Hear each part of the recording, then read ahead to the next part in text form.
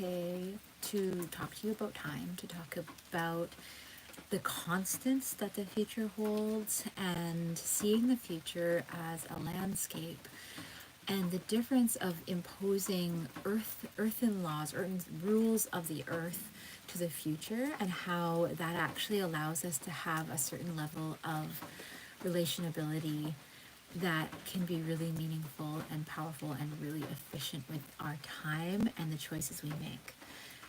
I truly believe the future is also a place of change and flux, that the decisions we make, the beliefs we have, the circumstances we find ourselves in will change and veer and trigger different responses that will take us on different terrain that's available, but that the terrain itself for each future and each path ahead of us, I'm seeing more and more is that it is constant, that there is a texture, that there is a pattern, and it's understanding what that pattern is that actually gets to liberate our relationship to how we live our lives.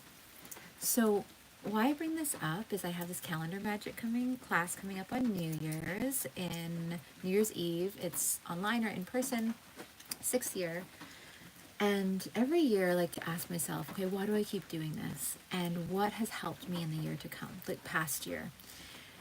And what I realized is that how we do the class, just to break it down for any of you that haven't done it, is we journey through each month. So there's a visual journey, a guided journey where we actually go through the landscape of the year and we turn it into art. And then there's a psychic somatic journey, a Psychic-Soma journey, where we let our bodies move through each month and feel it and take notes and receive the body's intelligence and its conversation about what's coming, about the landscape, the like somatic experience of what's coming. And then we also do like oracle divination, kind of card pulling for the cross quarters for all the equinoxes.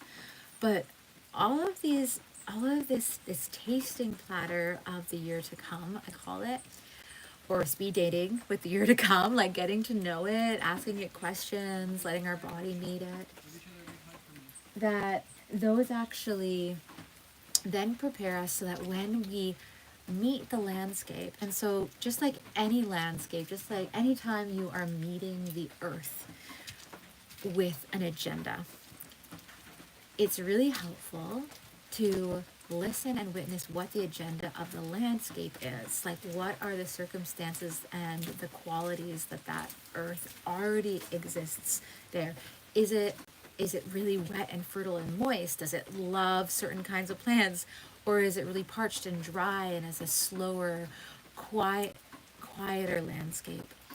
And so what I found with time is that if we have an understanding of like, okay, I'm coming into March, and this March is going to be a landscape that really needs me to slow down, and that really needs me to pause more, then I would, hello everyone popping on. So I'm just talking about time and about being able to witness time as a landscape for as we're exploring oracular experiences. So what it means to kind of divine ourselves into the future.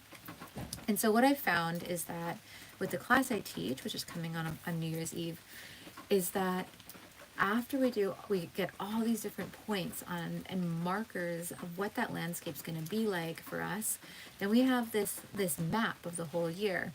And so as an animist, as a gardener, as someone that understands that I don't want to plant tomatoes in winter, it's kind of akin to that. So that when you have your map, you get to be like, okay, what are the choices I'm making in this month, and do they actually match the energetic signature, what I've already foreseen that's coming in that month, and how do I kind of adapt to what's there?